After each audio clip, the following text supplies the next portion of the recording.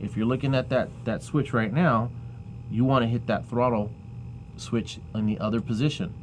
So now you hit it again, you're getting a little bit of throw on the brake, and you're also getting that, so you're activating that. But the only thing is now you need to set up the trim for it.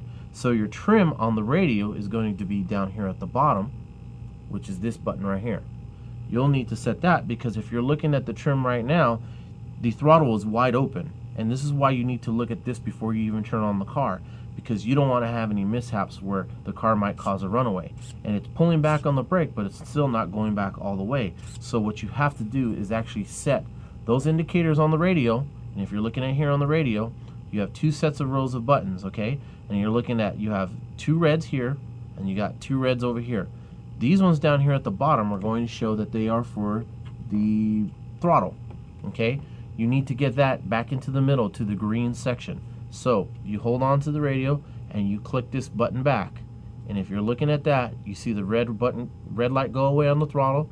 You need to go back to the next light and get rid of that. And now your throttle trim at the bottom row is at green. That means it's at neutral setting. So if you go back to the radio and you're hitting the throttle, let me see, I'm trying to get a good angle of hitting the throttle.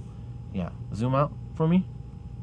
Okay, when I hit the throttle, you're going to get gas, and when you hit brakes, you're going to get brake. But if you're looking at the throttle itself and looking at the boot for the idle, you're going to see that on both of them, that the idle is barely moving. So you just got to fine tune the trim now. But you're getting full throttle and full brake action, and you go back to the radio and you set a little bit of trim on there. It's back down here at the bottom, and you move that to move the trim for more brake, and you hit your brake and see if your boot is moving. When you hit the brake, the boot is no longer moving. That means that your idle is at almost at its closed gapping setting for a right setup for starting the engine up. So the trim is just right, okay? So you can move on to the next thing, which is your steering, okay? And we'll go to the steering. We'll go over here and you'll look at the steering right now, and if you're looking at the steering on the car, the steering is turned over to the right. That's the same thing. You're going back to the radio again to check the amount of trim on there. Now, you might have to check this switch too, the same thing for the steering. You check over here, and it says it's in normal position, okay? You might have to hit this and see if it's going to turn right, but you just turn it left and right to make sure it's right. So if I'm looking at this radio and I turn it, is it turning to the right? No, it's not. I turn to the right, the steering turns to the left. I turn to the left, the steering turns to the right. So that switch that's on here also needs to be changed to a different indication. So it's the first one with the ST on it. You change that. Now the steering's changed to the opposite direction. So I grab the radio, I turn to the right, the steering is turning to the right, I turn to the left, the steering is turned to the left. But now your neutral is not set correctly. That's where you look at those red lights again. On the top row is the steering setting on it. And if you're looking at that top row right now, you got two red lights. That means it's extreme to one position, which is to the left. Now that button is here. That's your steering trim. You change this one over, and if it's blinking, that means it's maxed out. So you have to go the opposite direction.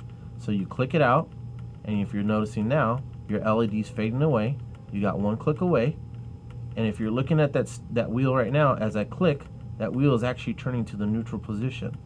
So I am turning to get rid of that red light indicator. Now I have no red light indication on there, and my trim is set for the steering at 0. So if you fade back out and you look at the steering now, it's basically fine-tuned for the steering to travel and track straight.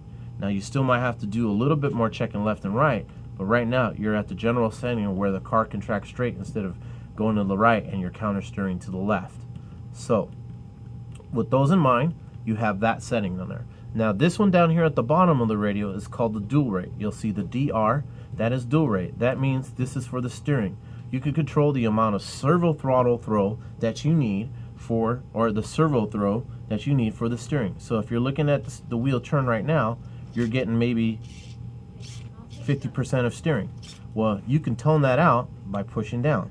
If the car has too much steering, you tone it out. Now I've completely toned out the dual rate. There is no steering whatsoever. If I click on it maybe 3 or 4 times, we'll give it 4 clicks, 1, 2, 3, 4, and we turn the steering, you're getting a small amount of throw, left and right. Now if you want more, you tone back up a little bit more, and you turn left and you turn right. It continues to increase the steering. You want more, you hit the dual rate a little bit more, and you increase more steering from left to right. The biggest thing about this dual rate setting on her is that you're saving the servo from maximum travel and burning the motor or blowing the gear. So once you set the trim from left to right and you see that the maximum steering is set, you'll notice that the servo saver spring and the servo saver system in here will start to spring load. If it spring loads, that means you need to back on the dual rate. You don't want to have too much left and right. So if there's too much here and the spring is starting to work its action over here to try to relieve the servo from blowing out, then you take some of the dual rate out. You click some of it back and you go again. You test it left, you test it right, and you see if the spring is actually popping up or moving the servo saver system. That is there to help double features for the servo and the radio itself, and so you don't break any steering linkage parts on there. So left and right, if it's traveling enough, then you can continue to max out. If not, then you decrease the amount of throw and you adjust out, so you don't hurt anything out of the system. Okay? Now, with that in mind, this does have a fail-safe system basically, and if you're accidentally turning off your radio on the car, you're going to notice that the car doesn't go anywhere. So if we get another close-up on this, we're going to show that we turn off the radio and that the system doesn't go anywhere. Basically, you turn off the radio, okay, radio's off, okay. Now, if this was in full throttle mode, this servo's still locked up. It's not going anywhere. It's actually in fail-safe mode right now. It won't go anywhere whatsoever. So if you turn the radio off or turn the car off and you move this throttle wide open like that, now that's wide open, and now this is just the worst case scenario. If you turn on the radio, it'll know where neutral's at. It'll wait for a few seconds and then it'll go back to neutral. So right now it's powered on, but this thing is not going anywhere. It's locked up. It's in its fail-safe mode because it knows that the radio is not bounded in. Of course, if you're looking there, the radio is not on. Okay? Now, it takes a few seconds for the system to bind up when you turn it on and power up. So it needs to reboot itself. So as we turn it on, it takes a while. Now you'll hear that the radio makes a different tone on it, and then you have control of the radio again. Now, same thing. If you hit this full throttle and you turn off this switch, the failsafe just activated. It went back into brake mode, back to neutral setting. You turn the car back on, or the radio back on, waited for it to reboot. Now your system is working again. Same thing. If someone goes over there and decides to play with your switch and turn it off, your car goes back to the braking system. Your failsafe is operating on it. That's one good failsafe system on here. So once you set the trim and the settings on this, your failsafe system will work. Of course, if you have no battery power whatsoever in your receiver box, your failsafe will not work. So this is only a failsafe system for the radio if it tends to debind or not gain control of the radio system to the receiver on the car. And with that in mind, we'll show you other further tech tips later on how to get your Hyper 10 SE rocking and rolling and engine braking. So thanks for joining us, and I'm DJ, and hope to see you soon on Ustream and Off the Live.